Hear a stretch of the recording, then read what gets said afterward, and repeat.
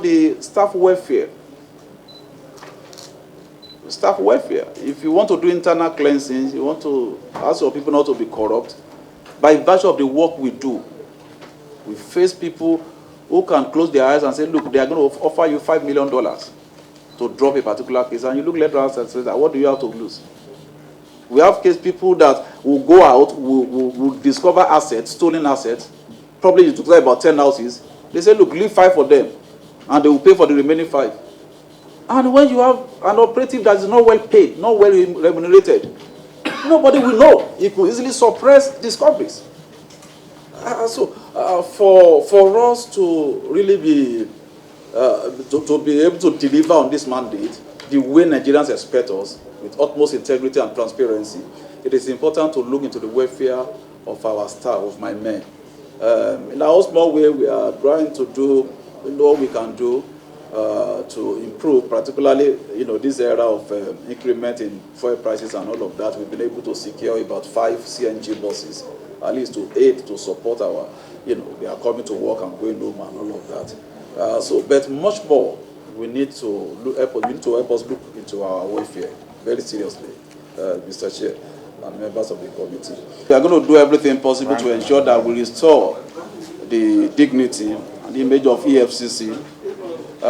By virtue of the work we do, let Nigerians know that corruption does not pay. We embark on this journey, and with the modest achievement we have made, we want to say that we wouldn't have done that without the support of this committee, particularly in the area of recovery of assets, which is very key to the fight against corruption, and also our convictions over what we recorded in 2023.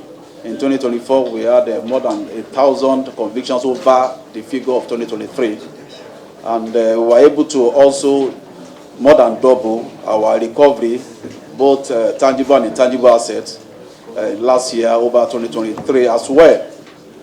And also, most importantly, we embark on a journey of internal cleansing. You can't do this work when your hands are soiled. And that's the point we made to our management team and the entire staff. And I want to also tell this committee that I've gotten the cooperation of my entire management team that there is need for us to do proper internal cleansing. And that has actually started. And very soon, all of you will be proud of the commission called the EFCC. So having said that, I will quickly run through budget performance for year 2024 with the approval of the chair of the committee.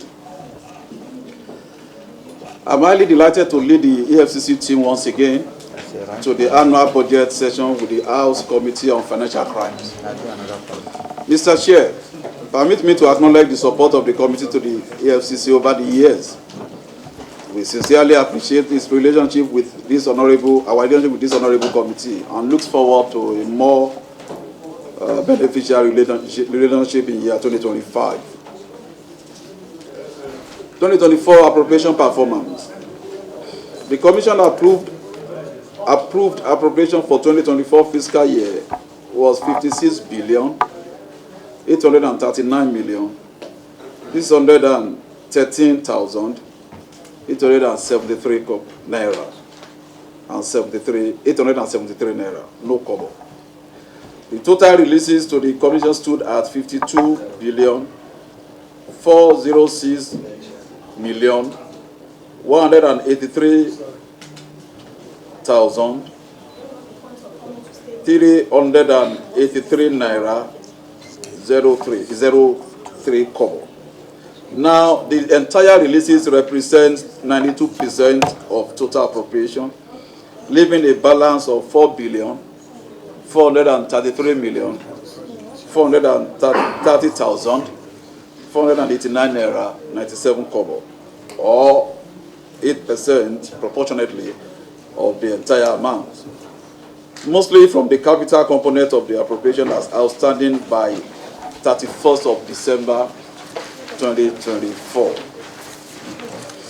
Under the releases, we have personnel costs, 100% release, 37 billion, 73 million, 666,333 naira 7 kobo. And under the overhead, we had about 99.99% release, which represents 14,792,985,669 naira 75 kobo.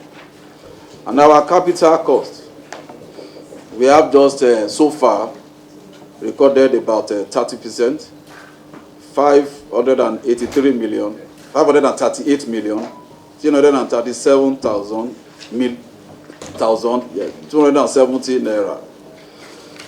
Finally, may I, on behalf of the board, management, and staff of the commission, thank the honorable members of this committee for giving us the opportunity to appear before you to defend our 2024 budget performance. Now we have the breakdown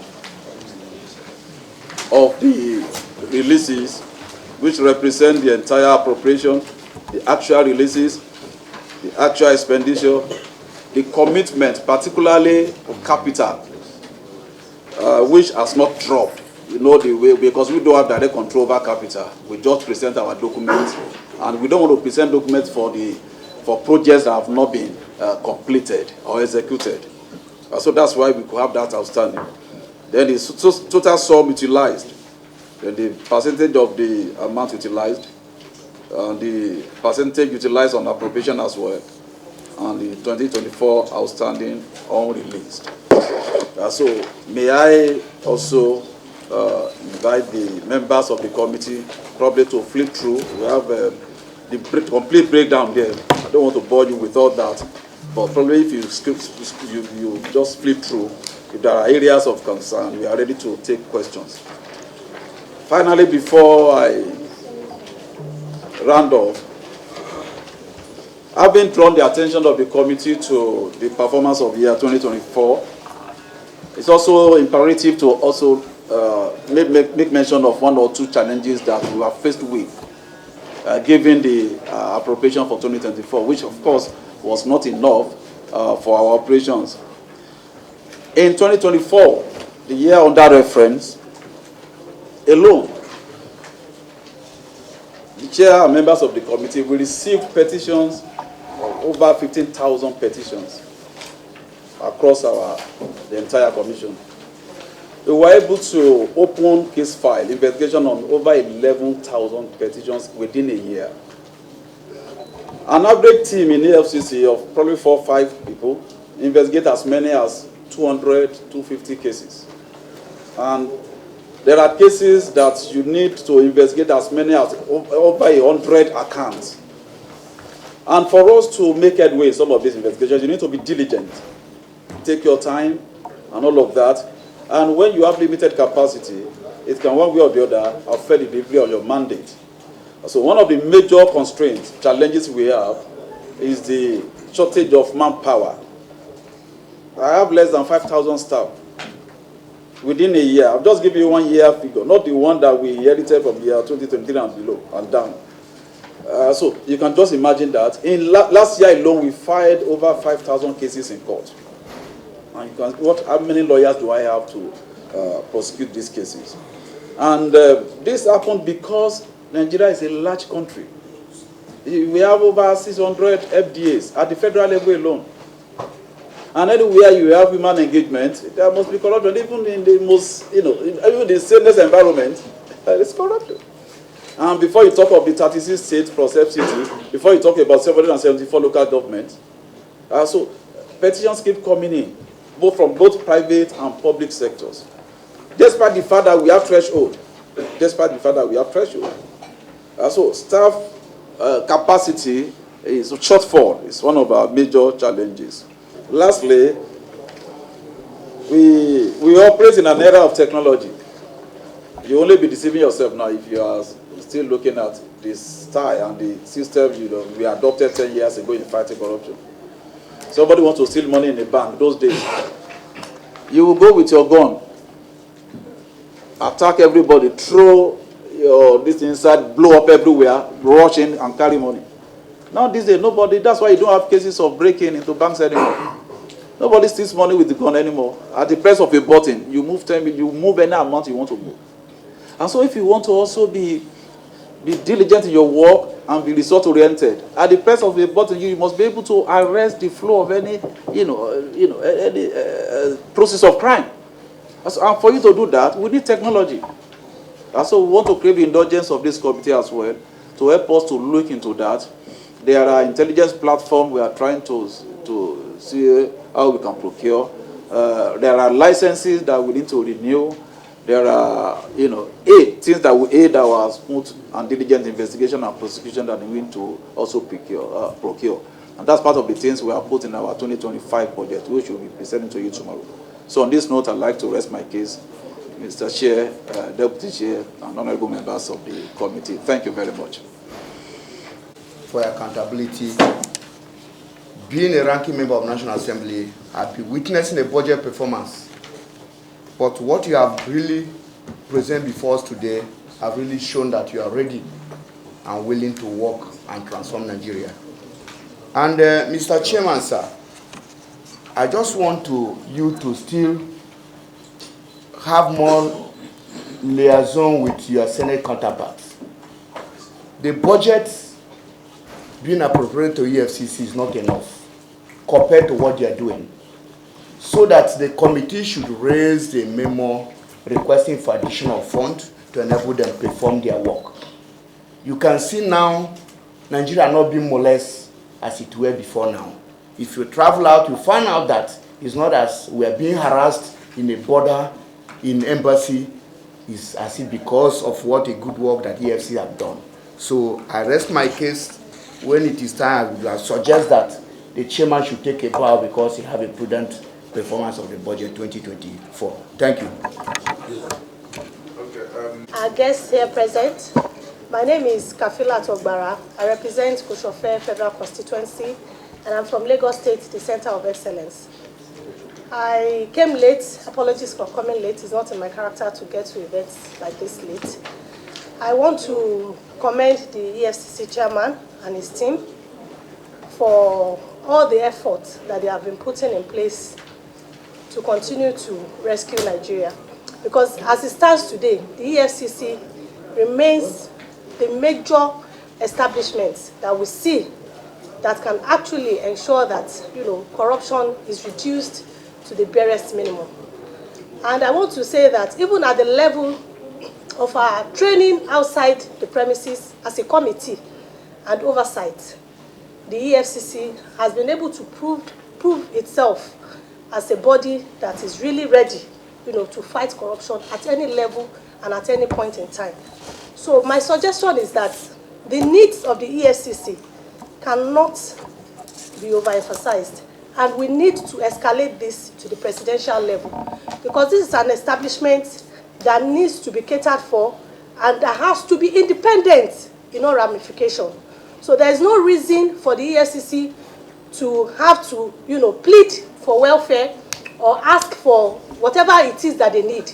They are already, as a body, generating a lot of income in their own way. We cannot call it income, but when you have proceeds of corruption, they are doing a lot of recoveries, and they are, ensuring that we are even having a lot of more, funds at the, federal level from different spheres, even internationally. So there's no reason, there's no excuse for the EFCC to lack in needs that will ensure that, what they need to do to deliver their mandate is not hampered. So I want to appeal to this committee that what we need to do, we should take it seriously. 2025 is another year, and we are going to have election year in 2026, and this is the only year that we really need to put in our best to ensure that the EFCC, stands its ground to ensure that corruption is reduced to the barest minimum in this country. Thank you very much. Thank you. I want to also thank you for the modest commendation, and also on behalf of my entire management team, believing God that this year will not also let you down. We will do everything within our power to improve on whatever modest achievement you have made in the year 2024. Having said that, I also want to let you know that some of the issues raised are issues that we have also tried to address in our proposal, which we're going to look at tomorrow. For example, the issue of the acquisition of permanent structures for our offices. We have also adequately addressed that in our budget proposal. Yes, we have been giving operating envelope system. We also expressed some concern about it. Particularly, I had a meeting with the DG Budget Office, and he also looked at it and he agreed with us that that is not right for us. That going forward, we should make a presentation and they're going to look at it. So I'm believing that the year 2025 or the year 2026 budget, before then, we should be able to send in our proposal to the budget office to see the possibility of taking us out of the envelope system.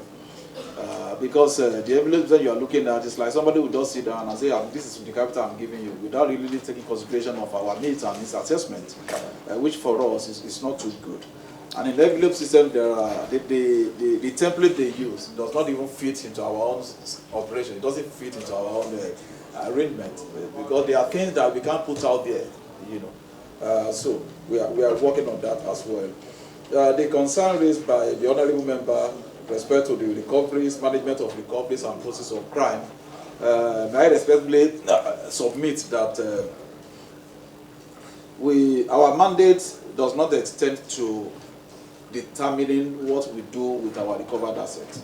The Provision of Process of Crime Act actually guides, you know, our what we do. We forfeit, we recover, we forfeit, and we hand over to the government, because we forfeit on behalf of the federal government. So we don't determine, except they come together and say, look, do this with it, or go and sell by public auction, or manage, you know, pending the time the government will decide on what to do. Some of those assets are also allocated to MDAs who don't have offices and all of that. The money we recover goes into federation account. We don't even have access to that account. We don't manage the account. We can't withdraw from it. So we don't really determine what we do with forfeited assets. That is purely the issue of law, which we don't have control over. I agree with you, sir. There are some of these things that over the time the value get dissipated. We are not also comfortable with that. In fact, at some point, we even have to use our money to ensure that we maintain some of these assets. And the reason is that some of these assets we forfeit, some of them are not under final forfeiture. Some of them are under interim, and the matter is in court. You know, until the matter is determined, you can't do anything. As a matter of fact, we have just devised a means now with my director of legal and the assets forfeiture process of crime people that look, henceforth we'll be filing applications. Because sometimes a criminal case takes an average of 5 years, 10 years. Now, some of these assets, by the time you don't utilize them, they begin to depreciate in value. So what we now intend to do going forward is to file an application and look, why don't you allow us to dispose these assets and put the money in an escrow account? So whichever way the matter goes, we would now, instead of allowing some of this into, for example, there was a time we recover assets that is so, if you don't do anything about under 3 months, the thing gets spoiled. It can't fit for purpose anymore. As a situation, we did not allow us to continue to look at it and say, look, it is an exhibit. You can't touch it. You can't do this and all of that. So we also believe that we must also bring in some novelty in the area of application of our principles of law, which we are trying to explore going further. That is with respect to interim forfeiture, which we don't have control over. The best we do is, if it has to do with real estate, we list them, we manage them and put the money in the escrow account pending the determination of the case. Now, the issue of detention of parts of our forfeited assets, well, that is going to be majorly the issue of law. It is what you put in our acts that we are bound to operate within. If, for example, the process of crime says 2%, and we look at it, we had a management meeting, and we look at that provision specifically, and we discover that you can't even take 2% of everything.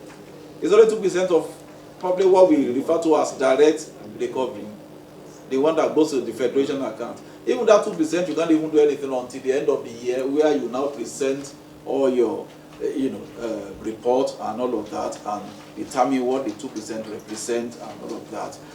There are provisions of law, that is section 70, 71, and 72 of POCA that determines what that will amount to or what you can do with it. So those are areas of challenges for us as well. Now, finally, the issue of the manpower, sir. I asked for manpower, and I have given you a few statistics to buttress that request. I told you the number of petitions we recorded last year alone, and also an average team, what they are faced with in terms of investigation and prosecution, the number of case files. Sometimes you see our lawyers will feel for them, sir. They are jumping from one high court to another. A lawyer sometimes can go can attend their proceedings 3 times in a day, jumping, with their wig and gown, and sometimes they lose their wig and the thing fall off. And, so you pity them. And that's one of the challenges, that we don't have enough logistics. We need support in logistics. So, sir, you see, our point is, because of the current state of development in Nigeria, you still have to adopt hybrid, what I call the hybrid system. Yes, you see, in a place, if I work with FBI or NCA, at the press of a button in the UK, I can get the attention of everybody. I can know your, financials. I know the assets you have. I know everything about you. So it's easy for me to investigate. But here, even with what NIMC has done, with what and all of that, we still have issues with data collection and data analysis. So those are issues, and some of these you still have to do it manually. You have to go to, for example, if I need a record of a politically exposed person in Code of Conduct Bureau, I can't from my office view it. But if under a situation where you have, you're technologically strong, you can view all that. So you actually have to go apply. They too, it's not their fault. They still have to go back to their archives, start looking for mutilated files and all of that stuff. So not until we have what we call a complete e-governance system. A complete e-governance system that is beyond us. It's not what we have control over. It will be difficult for us to say, look, we want to just go by way of technology alone. So there are things we still have to do manually. And when you have to do them manually, you need manpower. You need men to go out, conduct searches, to go out, effect arrests, and all of that stuff. So the nature of our work, demands that we combine both technology and also manual. So that's why we have said to adopt that hybrid. So as we are investing in technology, we see also more personnel to work. Thank you very much. Thank you.